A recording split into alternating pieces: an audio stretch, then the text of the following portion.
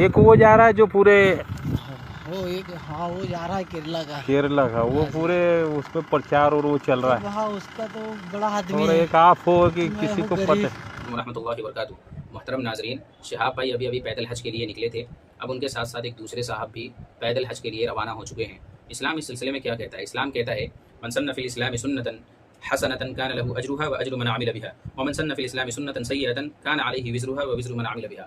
جو اسلام کے اندر اچھی سنت کو، اچھے طریقے کو رواج دیتا ہے تو اللہ کے رسول صلی اللہ علیہ وسلم نے فرمایا ان تمام لوگوں کا ثواب اس کو ملے گا جو اس کام کو انجام دے رہے ہیں. یا اسی طریقے سے معاشرے میں کوئی بری چیز کو رواج دیتا ہے تو ان تمام لوگوں کا وبال اس کے سر پر آئے گا. شیخ ابن باز رحمہ اللہ نے اس سلسلے میں کہا یہاں پہ احیاء سنہ مراد ہے. معاشرے اور سماج کے اندر کوئی ایسی سنت کو زندہ کرتا ہے جس سنت کا رواج معاشرے کے اندر نہیں ہے تو اس کو اتنا ہی اجر ملے گا جتنا اس پر عمل کرنے والے کو اجر ملے گا. اور اگر کوئی انسان برے کام کو معاشرے میں رواج دیتا ہے تو ان تمام لوگوں کے کرنے کا اس کے اوپر اس کا وبال آئے گا.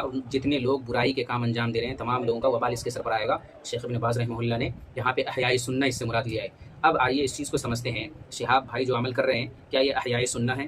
اللہ کے رسول صلی اللہ علیہ وسلم نے اس چیز سے منع فرمایا ہے. شیخ صالح المنجد رحمہ اللہ سے اس سلسلے میں پوچھا گیا تو انہوں نے یہی کہا کہ اللہ کے رسول صلی اللہ علیہ وسلم نے ان چیزوں سے منع فرمایا. یہاں تک کہ خاتون نے نظر مانی تھی اس کو بھی اللہ کے رسول صلی اللہ علیہ وسلم نے منع کر دیا. اور اسی طریقے سے عقبہ بن عامر رضی اللہ تعالیٰ عنہ ہیں، ان کی بہن، اسی طریقے سے انہوں نے بھی نظر مانی تھی کہ وہ بیت اللہ جائیں گے حج کرنے کے لیے.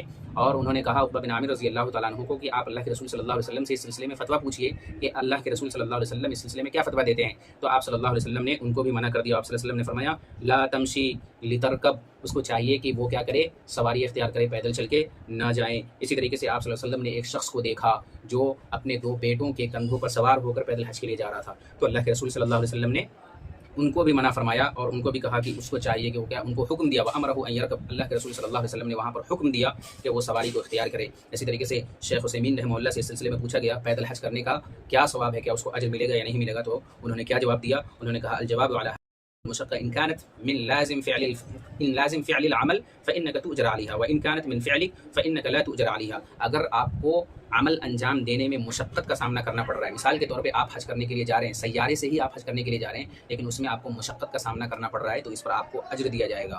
اور اگر آپ اپنی طرف سے کسی چیز کو لازم کر لے رہے ہیں تو اس پہ آپ کو اجر نہیں دیا جائے گا بلکہ بسا اوقات آپ کو اس سے گناہ بھی ملے گا. تو اس سے پتہ چلتا ہے کہ یہ شیخ صالح العثیمین رحمہ اللہ سے جب پوچھا گیا تو انہوں نے یہی کہا کہ اگر وہ چیز کوئی عمل آپ انجام دے رہے ہیں وہ مشقت قرآن و سنت کے اندر بتایا گیا ہے کہ آپ اس طریقے سے انجام دیجیے اور آپ انجام دے رہے ہیں اس میں آپ کو مشقت کا سامنا کرنا پڑتا ہے تو اس پر آپ کو اجر سے نوازا جائے گا. آپ اگر نماز پڑھنے کے لیے آ رہے ہیں، نماز میں آپ کو اگر مشقت ہو رہی ہے تو اس پر آپ کو اجر سے نوازا جائے گا. آپ اگر حج کرنے کے لیے جا رہے ہیں سیارے سے اور اس میں آپ کو مشقت کا سامنا کرنا پڑ رہا ہے تو اس پر آپ کو اجر سے نوازا جائے گا. لیکن اگر آپ نے کسی چیز کو اپنے اوپر لازم کر لیا ہے جس کا شریعت کے اندر کوئی وجود ہی نہیں ہے تو یہاں پر آپ کو اجر سے نہیں نوازا جائے گا بلکہ بسا اوقات آپ کو گناہ بھی ملے گا. یہ شیخ صالح العثیمین رحمہ اللہ نے فرمایا ہے. لہذا اس طرح کے اعمال سے بچا جائے اور معاشرے اور سماج میں احیاء سنہ کا کام کیا جائے، قرآن و سنت کی صحیح تعلیم لوگوں کو بتایا جائے. اللہ رب العالمین ہم تمام لوگوں کو اس بات کی توفیق دے اور معاشرے اور سماج کے اندر جو بدعات و خرافات نے جنم لے رکھا ہے اللہ رب العالمین اسے مٹانے کی ہمیں توفیق دے. آمین. وصلی اللہ علی نبینا محمد وعلی آلہ وصحبہ وسلم. والسلام علیکم ورحمۃ اللہ وبرکاتہ.